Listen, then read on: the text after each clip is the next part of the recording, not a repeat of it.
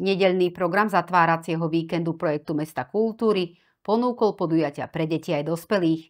Obed patril čítaniu v Humenskom parku s knihomoľkami Zuzanou Švecovou a Alexandrou Harvanovou i pozorovaniu slnka cez teleskop.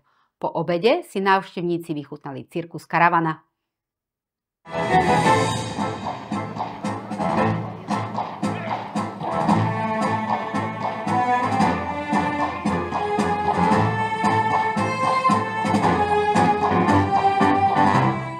Do mesta Humenné zavítala medzinárodná pouličná inscenácia Cirkus Karavana.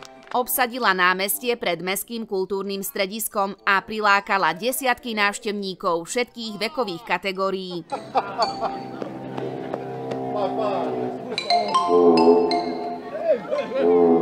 Ladies and gentlemen, please welcome my father Dušan, the principal of our circus.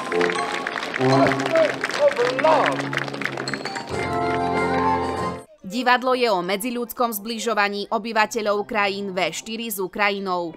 Vytvorili ho slovenskí, českí, poľskí a maďarskí autori ako reakciu na vojnu na Ukrajine, utečeneckú krízu a upadajúcu ochotu domácich pomáhať ukrajinským odídencom.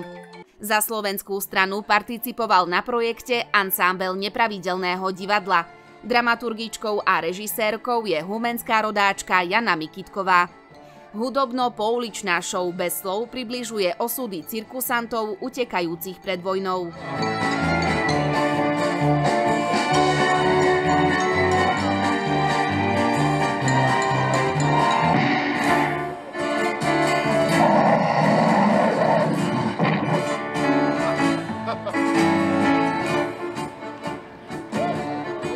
Hlavný príbeh hovorí o tom, že ľudia, ktorí stratia domov, ho hľadajú kdekoľvek na svete a sú ochotní prispôsobiť sa danej krajine.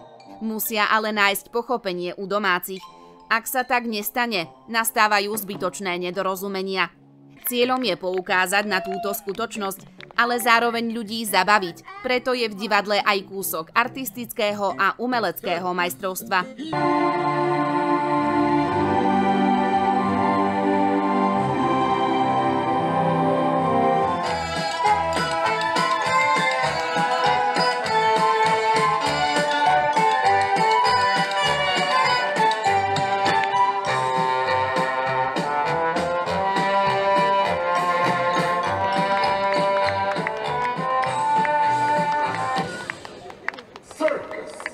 V Humennom sme si medzinárodnú show užili iba necelú polhodinku.